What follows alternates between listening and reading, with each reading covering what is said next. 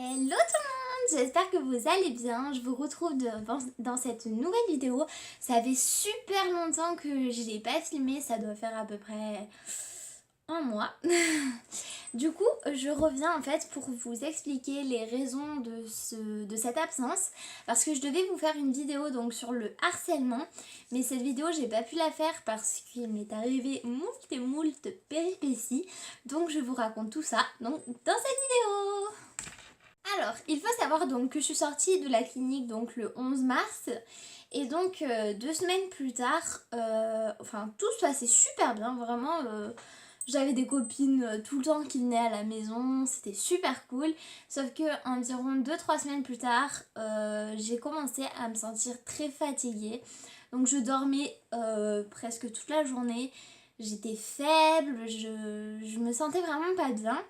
Puis en fait, au début, donc il y a un mois, en fait j'ai commencé à tomber malade, donc je toussais énormément, j'avais mal à la gorge, j'avais aussi des diarrhées, des vomissements, des ballonnements au niveau du ventre et en fait du coup j'ai beaucoup attendu pour aller voir le médecin parce que je ne connaissais pas de médecin sur Lyon. Donc je suis allée voir un médecin que je ne connaissais pas, que j'ai trouvé sur Doctolib et je suis allée le voir. Sauf que le problème c'est qu'avec ce médecin ça s'est très mal passé. Parce que déjà elle m'a dit que j'avais une rhinopharyngite et une gastro-entérite. Bon, jusque là tout va bien, enfin tout va bien, non ça ne va pas, mais voilà j'ai des mots sur ce que j'ai en fait. Mais ce médecin a décidé donc de diminuer. Ce médecin était contre les médicaments. Et en fait, il fallait que je fasse renouveler tous mes médicaments, c'est-à-dire mes anxiolytiques, mes antidépresseurs, tout ça. Et elle me demandait si chaque traitement était utile et tout ça. Donc je lui dis oui, ils ont tous leur utilité et ils sont vraiment importants.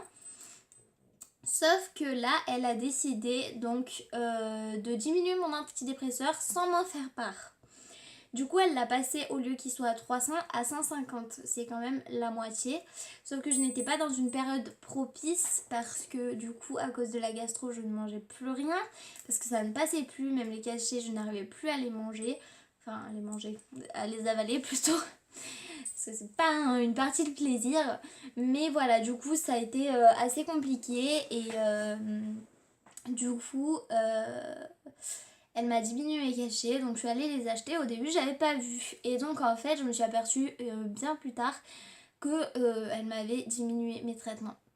Et donc il faut savoir donc voilà, je n'arrivais plus rien à avaler, c'était une catastrophe. Et du coup j'ai commencé à perdre beaucoup de poids et au final j'ai rechuté dans l'anorexie. Et du coup ça a été fort compliqué parce que pendant une semaine je n'ai plus rien avalé. Du coup un soir c'était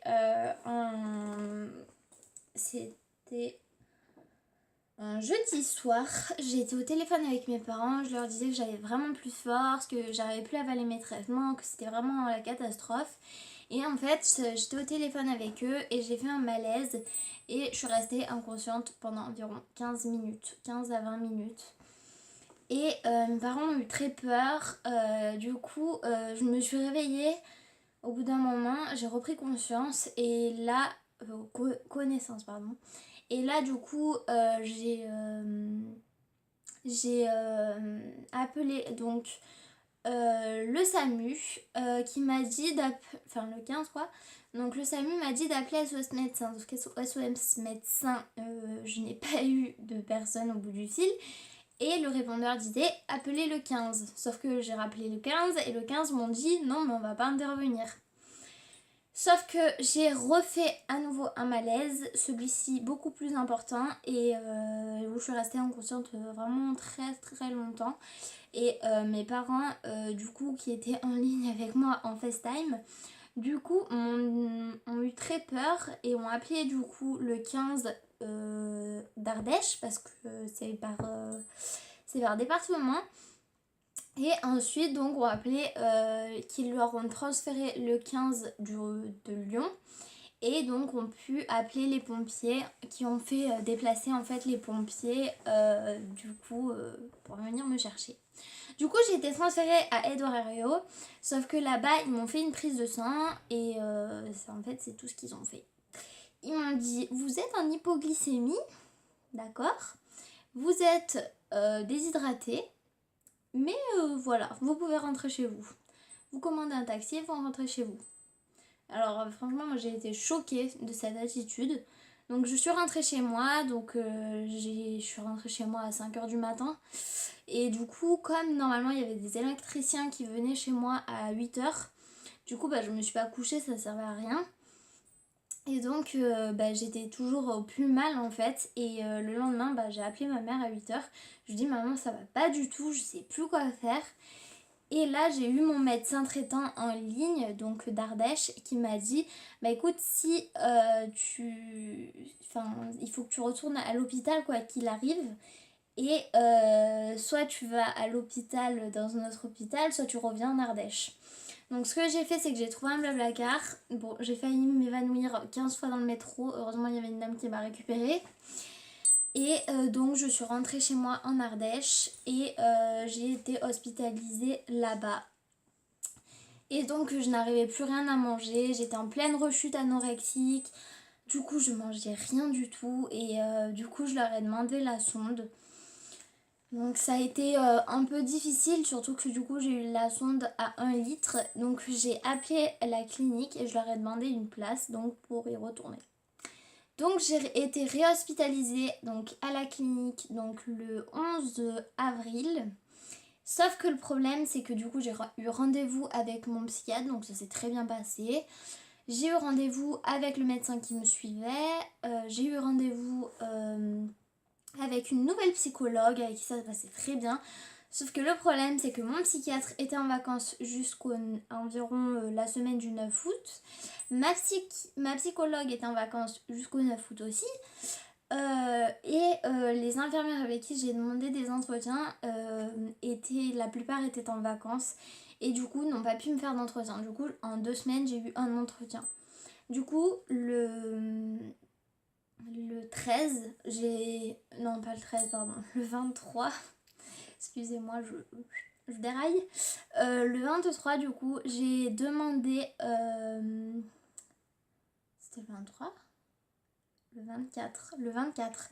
Du coup, j'ai demandé ma sortie parce que pour moi ça ne servait à rien. Surtout que j'avais rendez-vous le 29 avec ma psychiatre à l'extérieur. J'avais rendez-vous le 30 avec ma diététicienne. Donc je me suis dit autant me battre à l'extérieur. Donc du coup j'ai quitté la clinique le 24, donc contre avis médical. J'ai préféré partir et donc essayer de m'en sortir seule. Alors je vous cache pas que c'est tous les jours facile parce que en plus à la clinique comme je n'avais rien à faire, je faisais énormément d'hyperactivité.